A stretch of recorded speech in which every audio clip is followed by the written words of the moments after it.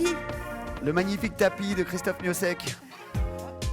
Mais c'est vrai, hein, c'est vrai, c'est le dernier à Est-ce avoir qu'il est joué dessus. allumé? On va voir. Attendez. Regardez. Personne ne nous croit, mais vraiment, il était là l'autre jour, là, peinard, avec son micro et tout, et puis bah là, c'est vous. Vous n'allez pas chanter? Vous êtes sûr? Ok, bon, bah on le fait sans chanson. Alors. Bonjour à tous. Alors, eh bien, on va vous laisser vous présenter et nous dire également quel est votre rôle à France Bénévolat. D'accord. Je m'appelle Françoise Perrier-Lerouzic. Je suis présidente de France Bénévolat Brest depuis 4 ans maintenant. Et vous voulez que je vous parle de France Bénévolat dans la foulée? Sûr, d'accord. Bien sûr. Alors, France Bénévolat, c'est une association nationale. Le siège est à Paris. Mais elle se répartit sur l'ensemble de la France. Il y a 80 centres, 250 antennes. À Brest, nous avons un centre. On aurait pu avoir une antenne à Morlaix, par exemple, pour vous donner une idée. Il y a 7000 associations qui sont adhérentes à France Bénévolat. Et nous sommes 1000 bénévoles. Sur Brest, on est un centre d'une quinzaine de personnes. On a 3 missions. La première, c'est la promotion du bénévolat. Donc, on va tenir un stand dans les galeries, on va voir les jeunes dans les lycées. La deuxième, c'est l'orientation des bénévoles, c'est-à-dire que si vous souhaitez faire du bénévolat, vous ne savez pas trop vers où vous dirigez, vous venez nous voir, on vous reçoit, on vous écoute, et à partir de ce que vous nous dites, on va vous inviter à contacter 1 ou 2 associations qui nous ont donné leur profil, leurs besoins. Et puis la troisième mission, c'est l'accompagnement des associations. Nos adhérentes, parfois, ont des problèmes, il y a un turnover, il y a des choses qui ne marchent pas, on s'en aperçoit, on travaille ensemble et on les accompagne. Top. On va faire un peu de chauvinisme peut-être, mais est-ce que les Bretons s'engagent plus que le reste de la France?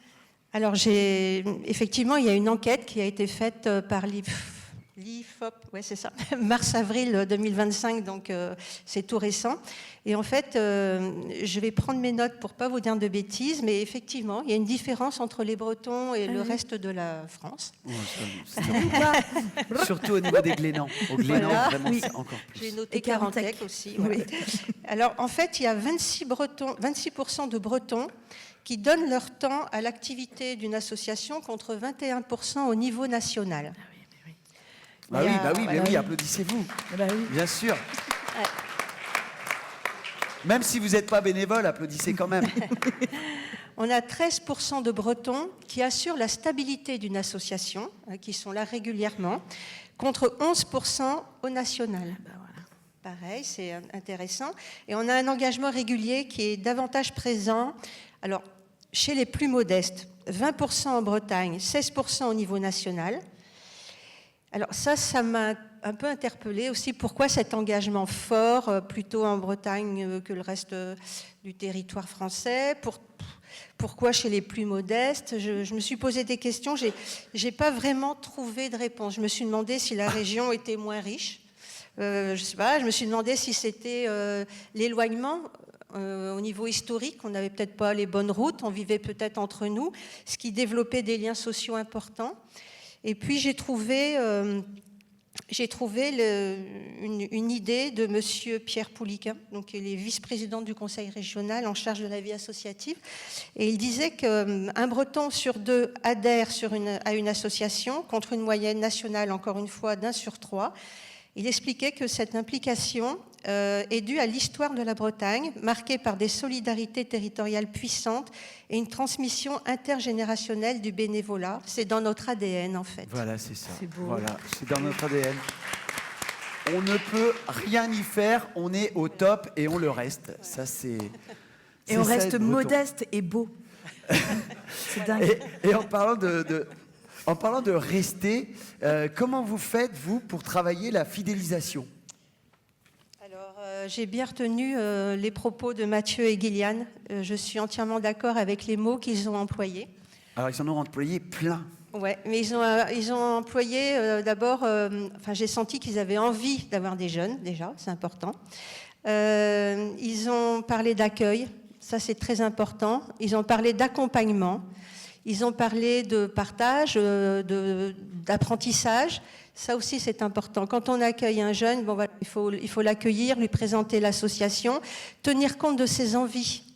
également, mettre en place des binômes, pourquoi pas, pour l'accompagner, pour le parrainer, lui trouver des responsabilités et puis une utilité sociale. Je pense que c'est très important, cette utilité sociale dans le monde du bénévolat. L'implication dans les décisions, c'est important aussi. Et comme Mathieu et Gillian avaient un certificat de reconnaissance, nous, on a ce qu'on appelle le passeport bénévole. C'est un livret qui a été conçu, si vous voulez le prendre, ouais.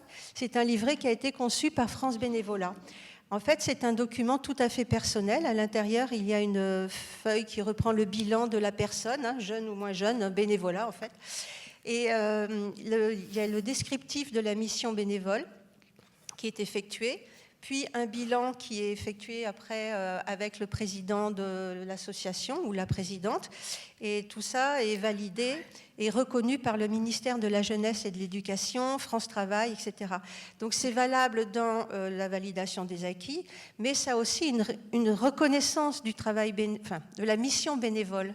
Et c'est extrêmement important pour tout un chacun, et notamment des jeunes, ils peuvent s'en servir pour Parcoursup, pour trouver du boulot, des stages, etc.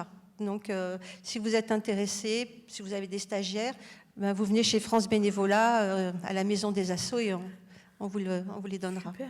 Ouais, Enfin, mettre voilà. en valeur tous ces savoir-faire Tout à fait. acquis dans les associations. Mais comment, ici, des gens qui seraient dans des associations nautiques peuvent se dire, tiens, on veut recruter, comment on peut recruter de la jeunesse ?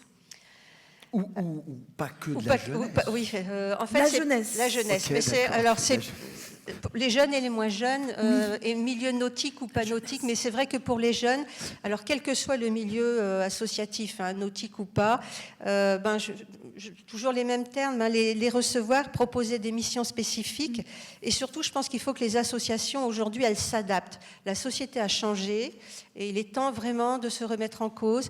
Les jeunes, aujourd'hui, comme avant, hein, mais la société, quand même, ils ont peut-être plus de pression, et il faut s'adapter à leur programme. Ils ont des études, voilà, et ce qu'ils ont envie de faire, eux, c'est s'engager, mais ponctuellement, sur des missions qui leur tiennent à cœur. Donc il faut qu'on arrive à faire un planning et qu'on les invite à donner leur idée aussi. On peut lancer des projets de groupe. Voilà, on peut. Alors, au niveau du nautique, en préparant cette interview, je me suis renseignée auprès d'institutions qui s'occupent des jeunes, et j'ai découvert avec beaucoup de surprise et de tristesse peut-être qu'au niveau de Brest, il y avait beaucoup de jeunes qui n'avaient pas d'accès à la mer. Okay. Alors que, bon, voilà, je ne sais pas pourquoi. Je sais qu'au niveau de la ville, et je pense que dans toutes les villes, il faut faire la même chose. Quand on a un accès à la mer, je sais qu'il y a des journées, des classes de mer, etc. Et je pense que peut-être aussi, pour recruter dans le nautisme, on peut peut-être appeler les lycées, les facs, et proposer des partenariats, proposer des journées découvertes, travailler avec l'éducation populaire qui œuvre au BAFA, et ouvrir des portes. Il faut aller chercher. Si on ne va pas chercher, on ne va pas trouver. Les gens ne viennent pas forcément vers nous et vers le milieu du nautisme non plus.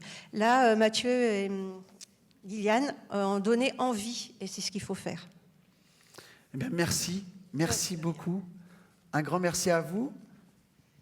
Oui, merci François, Voilà, merci c'était beaucoup. elle est déjà en train de s'inscrire, Catherine. Oui, oui. Tu étais sur France Bénévolat 29. Ouais. Il y a un site d'ailleurs, vous avez un site ? Oui, je ne le connais pas par cœur, mais vous faites francebénévolat.org et vous allez trouver tout ce que vous voulez. On n'a pas un site brestois, parce qu'on n'est pas assez nombreux dans l'assaut.